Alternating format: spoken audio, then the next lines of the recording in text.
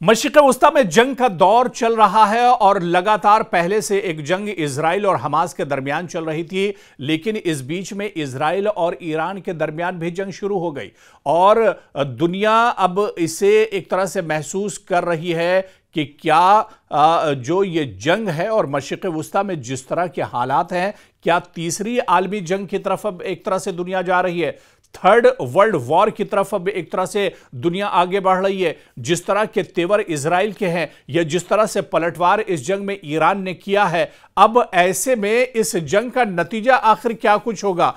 क्या दुनिया दो हिस्सों में बंटने जा रही है? क्योंकि अब कोई भी एक तरह से मानने को तैयार नहीं है। इजराइल ने इस जंग की शुरुआत की थी, तो दूसरी तरफ अब ईरान यह कह रहा है कि जब तक उसका बदला पूरा नहीं हो जाता है वो जंग से बाज आने वाला नहीं है। वो जब तक अपना बदला पूरा नहीं कर लेगा तब तक उसकी लड़ाई एक तरह से जारी रहेगी, ईरान की जारहियत एक तरह से जारी रहेगी। और यही वजह है कि जंग की हालत में इजराइल से मुज़ाकरात नहीं हो सकते हैं, बातचीत नहीं हो सकती है। ईरान ने बिल्कुल साफ कर दिया है कि जब तक यह जंग जारी रहेगी, जब तक गोलीबारी जारी रहेगी, जब तक इस तरह की एयर स्ट्राइक इजराइल की तरफ से जारी रहेगी, तब तक ईरान बातचीत नहीं करेगा, ईरान बात की मेज पर एक तरह से नहीं आएगा, यानी टॉक नहीं होंगे जब तक जंग एक तरह से चलती रहेगी। और इस बात को बिल्कुल साफ कर दिया है ईरान ने कहा है कि या तो जंग रोको फिर बात होगी, या जंग अगर चलती रहेगी तो फिर बातचीत नहीं होगी। और ईरान ने बिल्कुल साफ कर दिया, ईरान का सालिसों को, यानी जो इसमें सालिस हैं कतर और ओमान को जवाब दिया है और ईरान ने साफ तौर से कह दिया कि हम अब बातचीत नहीं करेंगे जब तक यह जंग नहीं रुकेगी। यानी जब तक यह कशीदगी कम नहीं होती है, यह तनाव कम नहीं होता है, तब तक बातचीत का कोई रास्ता नहीं निकलेगा और ईरान बातचीत नहीं करेगा। क्योंकि एक कोशिश की जा रही थी कि ईरान और इजराइल के दरमियान जो तनाव बढ़ा है, जो जंग जैसे हालात बने हैं, इन्हें यहीं पर रोक दिया जाए। और ऐसे में कतर और ओमान ने एक कोशिश की थी और बातचीत करने की पेशकश की थी ईरान और इजराइल के सामने। इजराइल तो फौरन मान गया, वो बातचीत करने के लिए तैयार है, क्योंकि इस जंग में और इस लड़ाई में कहीं ना कहीं इजराइल परेशानियों का सामना कर रहा है। लेकिन दूसरी तरफ ईरान के तेवर सख्त हैं और ईरान ने कहा है कि वो बातचीत नहीं करेगा। और जो सालिस थे यानी कतर और ओमान को साफ साफ जवाब ईरान ने दिया है कि वो बातचीत नहीं करेगा, बातचीत के टेबल पर उस वक्त तक नहीं आएगा जब तक अपनी नापाक हरकतों को इजराइल नहीं छोड़ता है, जब तक इजराइल जंग से बाज नहीं आता है, तब तक एक तरह से ये लड़ाई जारी रहेगी और बातचीत नहीं होगी। क्योंकि इजराइल और ईरान के बीच हमलों का तबादला लगातार जारी है। हमलों में शिद्दत के साथ साथ हलाकतों की तादाद में भी लगातार इजाफा हो रहा है। इस महाज के पस मंजर में दोनों को तहम्मुल का मुजाहरा करने और मुज़ाकरात की मेज पर लाने की कोशिशें भी हो रही हैं।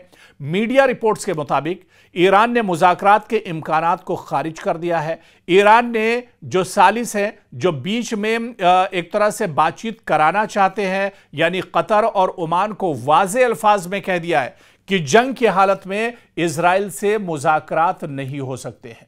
तो ईरान को चीन की भी इस बीच हिमायत मिली है। और अब देखिए, क्योंकि जिस तरह से जंग आगे बढ़ रही है, जिस तरह से कशीदगी आगे बढ़ रही है, तनाव और बढ़ता जा रहा है, अब ऐसे में दुनिया दो हिस्सों में एक तरह से बढ़ती जा रही है। जो मुल्क हैं, कुछ मुल्क इजराइल की हिमायत कर रहे हैं, जिनमें मगरबी ममालिक एक तरह से शामिल हैं, अमेरिका एक तरह से शामिल है। तो दूसरी तरफ आप देखिए कि ईरान की हिमायत में भी बहुत से मुल्क खड़े हैं, जिनमें सऊदी अरब और पाकिस्तान शामिल हैं। इसके अलावा चीन भी शामिल है। चीन ने तो बाकायदा ईरान को अपनी हिमायत दी है और चीन ने बाकायदा ईरान की मदद करने के लिए अपने कई कार्गो भी भेजे हैं, जिनमें ईरान को फौरी तौर पर मदद के लिए, राहत के लिए एक तरह से चीन ने अपने कदम आगे बढ़ा दिए। तो ऐसे में ईरान को चीन की हिमायत मिली है, तो अमेरिका की पनाह में इजराइल चला गया है। और इजराइल लगातार इस तरह की जो बमबारी कर रहा है, लगातार इस तरह का जो रवैया इजराइल का है, वो दरअसल अमेरिका की वजह से है। और आपको बताते चले कि अब यह जंग एक तरफा नहीं रह गई है। ईरानी हमले में अगर आप देखिए तो इजराइल का शहर अब शहर दर शहर अब खंडर बनते जा रहे हैं, कई शहरों को नुकसान पहुंचा है। और यहां तक आपको बता दें कि आयरन डोम फिर नाकाम हुआ है। ईरान के एक दूसरे पर लगातार हमले जारी हैं, इजराइल भी हमले कर रहा है। ऐसा नहीं कि इस जंग में ईरान का नुकसान नहीं हो रहा है, ईरान का भी बड़े पैमाने पर नुकसान हो रहा है। और मशरिक़ वुस्ता का ये जो बहरान है लगातार गहराता जा रहा है। और इस बहरान पर पुतिन और ट्रंप की फोन पर इस बीच में बातचीत भी हुई है। आप देखिए कि जो तनाज़ा है ये दरअसल मशरिक़ वुस्ता का है और इस पर लगातार बातचीत भी हो रही है। और दुनिया के अलग अलग जो मुल्क हैं वो इस पर तशवीश जता रहे हैं, क्योंकि अब डिजिटल दौर है, अब एक तरह से कंप्यूटर का दौर है और अब दुनिया बहुत छोटी सी हो गई है। दुनिया अब एक विलेज और एक गांव में एक तरह से तब्दील होती जा रही है। और ऐसे में दुनिया के किसी हिस्से में भी अगर कशीदगी और तनाव हो तो पूरी दुनिया पर उसका असर पड़ता है। और यही वजह है जिस तरह से ईरान और इजराइल की ये जंग चल रही है, ये तनाव है। ऐसे में आप देखिए कि महंगाई बढ़ेगी, पेट्रोल और गैसेस के जो दाम है वो बढ़ेंगे और इसी वजह से पूरी दुनिया एक तरह से फिक्रमंद है। और यही वजह है कि चाहे हम रशिया की बात करें, चाहे चाइना की बात करें, अमेरिका की बात करें, जर्मनी की बात करें, जापान की बात करें, नॉर्थ कोरिया और साउथ कोरिया की बात करें, सऊदी अरब की बात करें, मतलब जितने भी बड़े ममालिक हैं सब कहीं ना कहीं अब एक तरह से परेशान हैं कि जंग नहीं होनी चाहिए। पहले से आप देखिए कि रशिया की जंग चल रही है और इसके अलावा आप देखिए तो इजराइल हमास के जरिए जंग लड़ रहा है। तो दुनिया पहले से जंग की हालत में है। और अब अगर एक और जंग होती है, और यह जंग छोटे मोटे मुल्क नहीं है, आप देखिए ईरान भी अपनी जगह पर एक बहुत बड़ी ताकत है और इजराइल उसके साथ भी अब जंग छेड़ रहा है। और जाहिर सी बात है कि पसे पर्दा इजराइल ये खुद जंग नहीं लड़ रहा है, बल्कि अमेरिका की पुष्टपनाही इजराइल को हासिल है और इसी वजह से इजराइल आगे बढ़ रहा है। और अब जब इजराइल मशरिक़ वुस्ता में फंस चुका है तो वो अमेरिका की तरफ देख रहा है। हालांकि अमेरिका इस बीच में इजराइल से कह रहा है कि बातचीत कर लो, बातचीत के मेज पर आ जाओ। इजराइल बातचीत करने के लिए तैयार है, लेकिन अब तेवर ईरान के सख्त हैं। ईरान कह रहा है कि नहीं, अब हमारा सब कुछ दांव पर एक तरह से लगा हुआ है और अब हम बातचीत उस वक्त तक नहीं करेंगे जब तक ये जंग का सिलसिला एक तरह से जारी रहेगा। तो इजराइल और ईरान के बीच हमलों का तबादला लगातार जारी है और पूरी दुनिया में एक तरह से तनाव बना हुआ है। हमलों में शिद्दत के साथ साथ जो हलाकतें हो रही है, जो मरने वाले लोग हैं, उनमें भी लगातार इजाफा हो रहा है। इस महाज के पस मंजर में दोनों के तहम्मुल का मुजाहरा करने और मुज़ाकरात की मेज पर लाने की कोशिशें भी लगातार हो रही हैं। मीडिया रिपोर्ट्स के मुताबिक ईरान ने मुज़ाकरात के इम्कानात को खारिज कर दिया है।